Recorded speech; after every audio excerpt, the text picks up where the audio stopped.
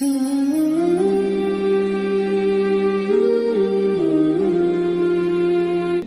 جب حضور مسجد نبوی سے باہر نکلتے ہیں تو آگے حضرت عمر و ابو بکر رضی اللہ تعالی عنہما کھڑے ہیں، چہرے کے اوپر عجیب اداسی ہے۔ کہا عمر ابو بکر اس وقت کیوں کھڑے ہو؟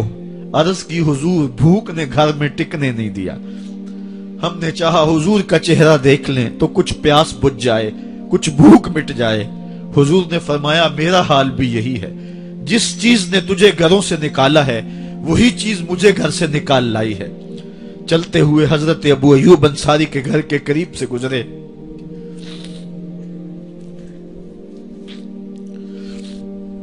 حضور کی خوشبو پا کے وہ باہر آ گئے۔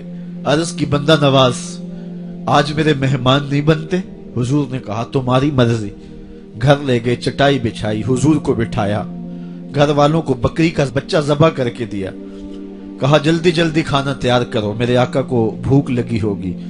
یہ کہہ کے واپس آئے، حضور کے پاس بیٹھے، نظر چہرے پہ پڑی تو گھبرا گئے۔ نکاحت کے آثار اتنے واضح تھے کہ سمجھ آ رہی تھی کتنے دنوں سے حضور نے کچھ نہیں کھایا۔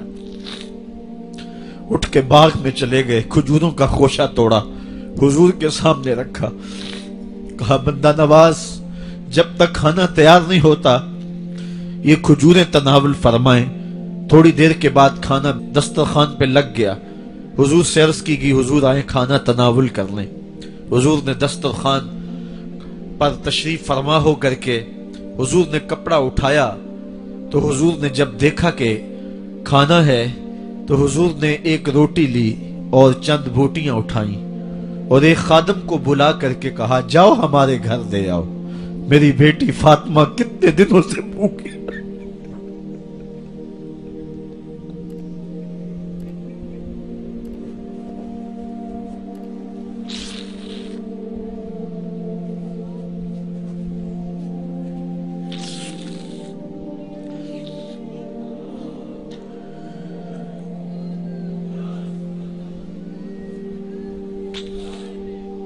کہا جاؤ ہمارے گھر دے آؤ، میری فاطمہ کتنے دنوں سے بھوکی بیٹھی ہوئی ہے۔ مال کے کونین ہیں گو پاس کچھ رکھتے نہیں، دو جہاں کی نعمتیں ہیں ان کے خالی ہاتھ میں۔ آپ کو پتا ہوگا کہ جب میرے رسول کا انتقال ہوا ہے، حضور کا وصال ہوا ہے، تو حضور کی ایک زرہ ایک یہودی کے گھر میں گروی رکھی ہوئی تھی، حضور نے زرہ رکھ کر کے اس سے قرض لیا ہوا تھا۔ یہ اسلام کی غربت کی کہانی ہے، اور پھر اللہ نے اسلام کو امارت کے رنگ بھی دیے۔ آؤ تمہیں کہانی سناؤں، حضرت عدی بن حاتم روایت کرتے ہیں، صحیح بخاری میں روایت ہے۔ یہ حاتم تائی کے بیٹے ہیں، کہتے ہیں میں حضور کی خدمت میں حاضر ہوا، ایک شخص آیا کہنے لگا حضور غربت نے میرا برا حال کر دیا ہے، اور اس نے شکایت کی غربت کی، پسماندگی کی اور اپنی معاشی بدحالی کی۔ پھر ایک شخص آیا کہنے لگا حضور میرے پاس دولت تو ہے لیکن میں نے جس منزل پہ جانا ہے راستہ پر خطر ہے، تو میرے لیے کیا حکم ہے کہ میں کیسے راستہ طے کروں؟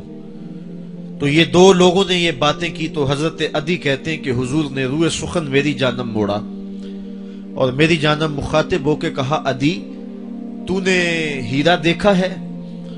عدی کہتے ہیں میں نے عرض کی حضور دیکھا نہیں، سنا ہے، ہیرا یہ شہر ہے عراق کا۔ تو حضور نے فرمایا عدی تو نے ہیرا دیکھا ہے؟ میں نے کہا نہیں حضور دیکھا نہیں، اس کا تذکرہ سنا ہے۔ فرمایا عدی اگر اللہ تجھے زندگی کی مہلت دے تو ہیرا سے ایک خاتون چلے گی، تو اپنی آنکھوں سے دیکھے گا اور مکے تک پہنچے گی اور اللہ کے گھر کعبہ کا طواف کرے گی، اور اس کو ہیرا سے لے کر کے مکے تک اللہ کے علاوہ کسی کا ڈر نہیں ہوگا۔ کہتے ہیں کہ میں نے دل میں کہا کہ پھر بنو طے کے ڈاکو مر گئے ہوں گے جنہوں نے عرب کے اوپر روب ڈال رکھا ہے، تو وہ تو پھر ختم ہو گئے ہوں گے۔ کہتے ہیں میں ابھی سوچ ہی رہا تھا کہ حضور نے مزید میری حیرت میں اضافہ کرتے ہوئے کہا عدی اگر تجھے اللہ نے زندگی کی مہلت دی تو تو دیکھے گا کہ کسرا کے خزانے تیری جھولی میں ہوں گے۔ तो उस दौर की सुपर ताकत थी। मैंने कहा हुजूर किसरा बिन हुरमज? हुजूर ने फरमाया हाँ किसरा बिन हुरमज। कहते हैं कि हुजूर ने फिर फरमाया दी अगर तू जिंदगी पाई तो तू वो दिन भी देखेगा कि एक शख्स ज़कात की रकम लेकर के, ज़कात की चांदी लेकर के, ज़कात का सोना लेकर के निकलेगा और उसको कोई ज़कात का मुस्तहिक ही नहीं मिलेगा। हजरत अदी बिन हातिम कहते हैं कि फिर मैंने वो मंजर अपनी आंखों से देखा कि हीरा से खातून चली और मक्के तक पहुंची और अमन ऐसा था कि उसको अल्लाह के अलावा किसी का डर नहीं था। फिर वो लम्हे भी मैंने देखे कि किसरा बिन हुरमज के खजाने मस्जिद नबवी के बाहर पड़े हुए हैं। तो कहते हैं तीसरी चीज मैं देख ना सका और मैंने लोगों को कहा कि ये मैं तो नहीं देख सका, मेरी शायद जिंदगी वफा न करे, और अगर तुम्हारी जिंदगी वफा करे तो तुम देखना मेरे आका ने जो फरमाया तो दो बातें तो पूरी हो गई हैं और तीसरी बात तुम देख लोगे। हजरत यहया बिन सईद फरमाते हैं कि हजरत उमर बिन अब्दुल अजीज का जमाना था और उन्होंने मुझे अफ्रीका की जानब ज़कात वसूल करने के लिए भेजा। मैं वहां से ज़कात वसूल की और फिर मैं ज़कात लेने वाले मुस्तहकीन को ढूंढने लगा। तो कहते मुझे कोई मुस्तहिक ना मिला। फिर मैं गुलाम पकड़ता और उसके पैसे दे के उसको आजाद करवाता चला जाता। हजरत उमर बिन अब्दुल अजीज का जमाना है कि गवर्नर है इराक का। वो हजरत उमर बिन अब्दुल अजीज को लिखता है कि इतनी रकम है, इसका क्या करना है? तो उमर बिन अब्दुल अजीज कहते हैं रकम लेके यहां ना आना, वहां इराक के लोगों में बांट दो, जो ज़कात के मुस्तहिक हैं उनको तकसीम कर दो। तो गवर्नर लिखता है जो मुस्तहिक है उनको दे दी, अब कोई मुस्तहिक नहीं रहा तो मैं क्या करूं? तो हजरत उमर बिन अब्दुल अजीज कहते हैं जो मकरूज हैं उनका कर्ज उतार दो। तो कहते हैं कि हाँ कर्ज भी मैंने उतार दिया है, रकम फिर भी बच रही है, क्या करूं? तो हजरत उमर बिन अब्दुल अजीज ने फिर लिखा जो शख्स शादी करना चाहते हैं उनका हक मेहर अदा कर दो। मैंने कहा कि वो भी कर दिया है, रकम फिर भी बच गई, अब क्या करूं? तो हजरत उमर बिन अब्दुल अजीज ने मुझे लिखा कि जो गैर मुस्लिम हैं जिन्होंने टैक्स दिया हुआ है, जितना टैक्स दिया है उससे दुगने पैसे उनको कर्जे में दे दो और उनको कहो जाओ इसका कारोबार करो, खेती बाड़ी करो, और साथ उन्हें यह भी कह देना कर्ज की फिक्र ना करना और ज्यादा इसमें परेशान ना होना, जब दे सकोगे दे देना। ये दौर भी फिर इस्लाम ने देखा और ये घड़ियां भी देखी जब चिथड़े पहने हुए थे, जब पैबंद लगे लिबास पहने थे, जब पेट में डालने के लुकमा भी नहीं था। अल्लाह का दीन उस वक्त भी गालिब था और जब गलियों के अंदर रेशम बिखरा हुआ होता था कोई उठाने वाला नहीं था, दीन उस वक्त भी गालिब था।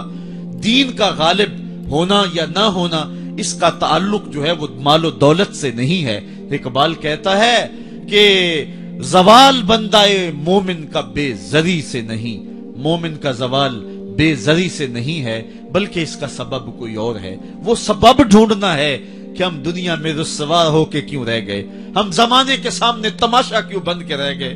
आज नबी की उम्मत पूरी कायनात में रुसवा होके क्यों रह गई। आज हमारा तमाशा देखा जा रहा है, आज भूखे कुत्तों को हमारी बेटी और बहनों के ऊपर छोड़ा जा रहा है और उसका तमाशा देखा जा रहा है।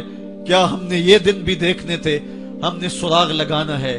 दौलत की किल्लत और कसरत ये सानवी चीजें हैं। हमने तारीख में देखा है हम कभी माली तौर पे कमजोर थे, रुसवा नहीं हुए हैं। माल ज्यादा हो गया, रुसवा नहीं हुए हैं। रसवाई के सबब कोई और है।